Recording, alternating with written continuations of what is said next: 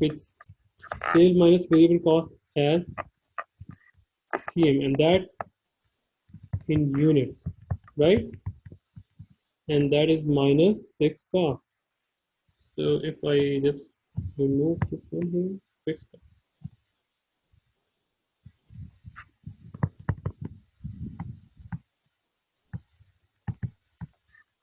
Right? That would be our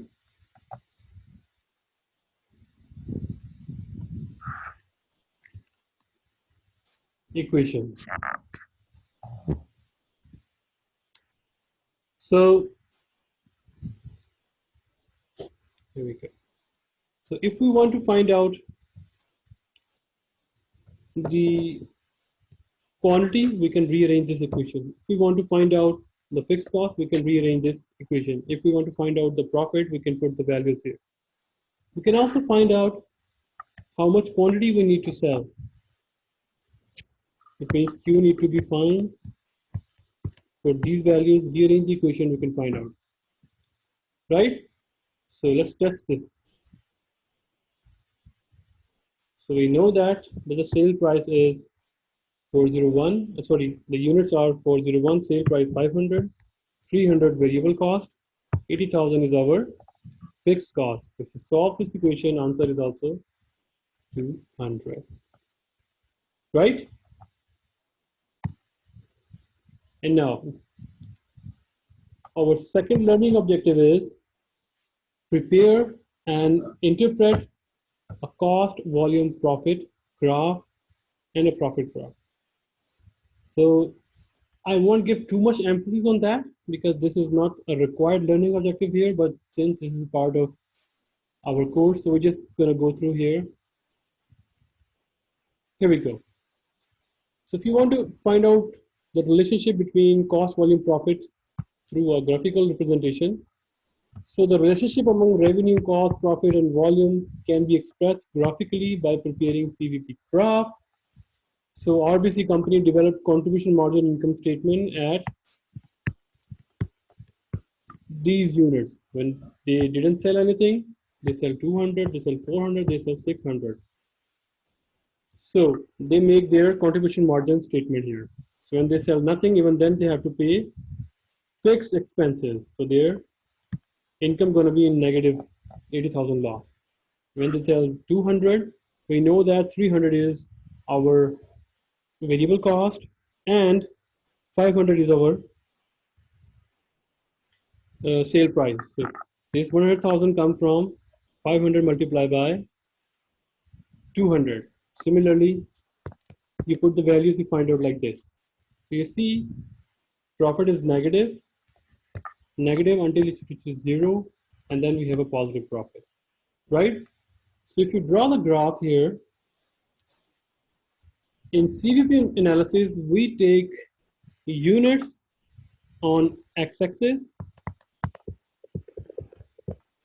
and dollars or cost on y-axis. So this is y-axis. So if you draw, you found out that the fixed expense is going to be when you are producing 0 unit, 100 unit, 200 unit, whatsoever, it remains the same.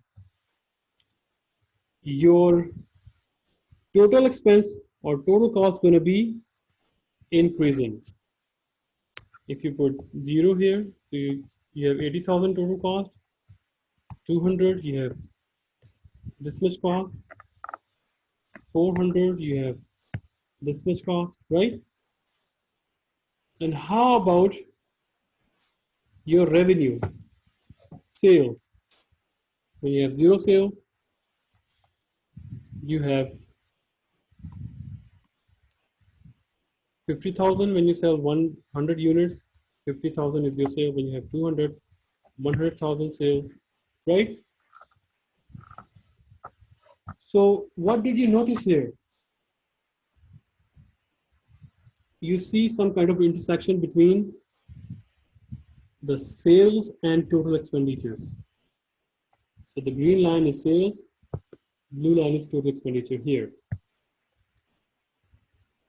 So if you don't want to go to find out the break-even through equation, you can also find out through graph. So it is the intersection point of sales and expense here.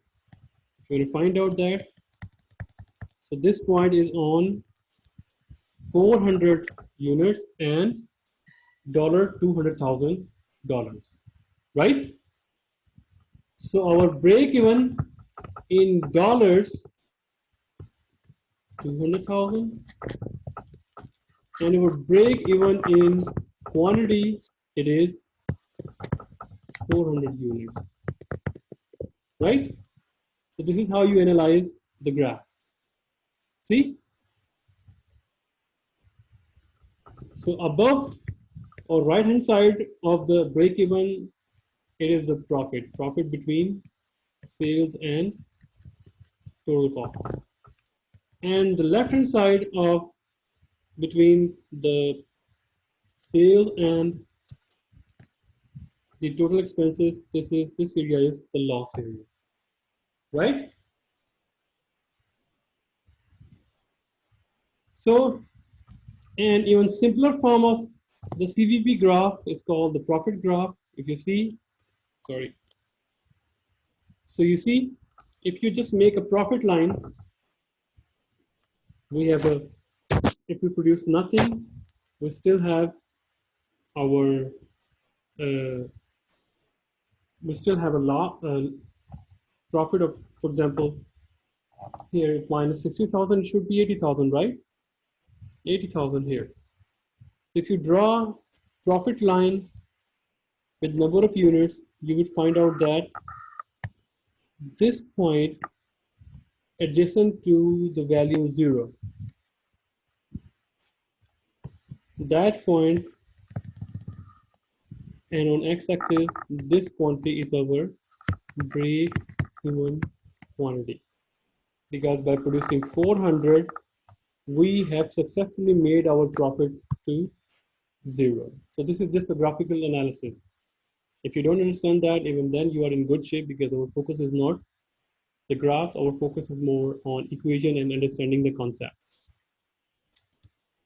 Okay, before going into that, let's have 10 minutes break. Let me go for iftar and then we are going to start. Okay guys, welcome back after a short break. Okay, let's move on. Our third learning objective is use the contribution margin ratio to compute changes in contribution margin and net operating income resulting from changes in sales volume. Let's talk about that. So how we calculate the CM ratio?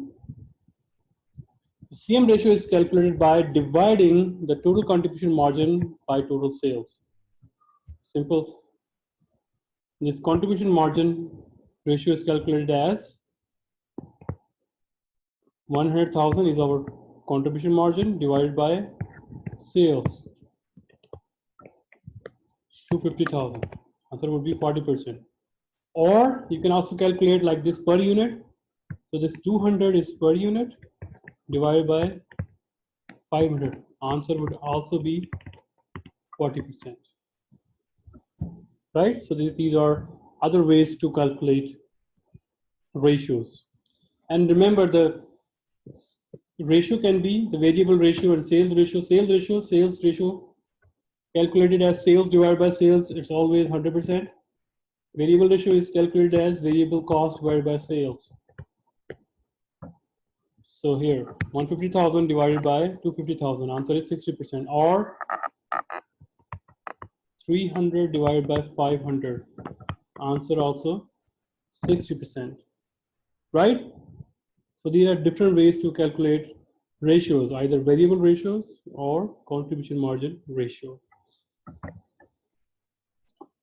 So the contribution margin ratio of the RBC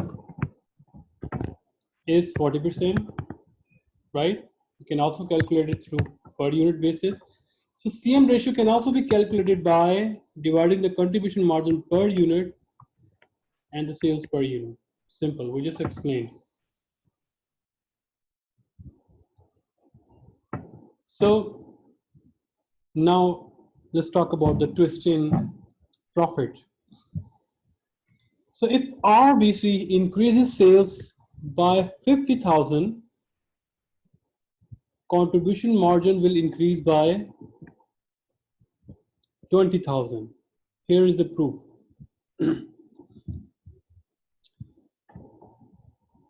So like CM per unit, we talked about that whatever we sell from above the break even, we multiply it with the CM per unit, and we have found increase in operating profit. Similarly, the use of CM ratio is that if sales is increased above the break-even sales, whatever the sales are, you multiply with the CM ratio, that would be our operating profit. So here we go. So we know that 400 units are our break-even units, and the dollar sales of break-even 200,000.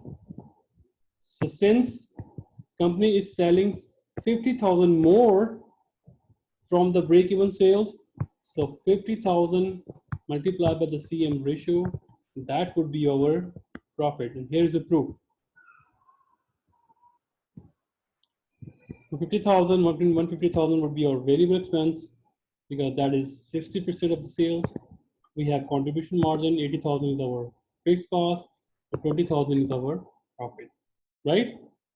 So as increase in sales above the break-even, that is implied here, an increase in the sales above the break-even results in profit, which we calculated through increased above break-even multiplied by the CM ratio, right? So now a quick check. So please solve this. Coffee Clutch is an espresso stand in a downtown office building. The average selling price of a cup of coffee is 1.49. That is the sale price. So this is sale price per unit, 1.49 per. Guys, pay close attention to the per unit and whole figure stuff, okay? The average variable cost is 0.36. The fixed cost will not be given in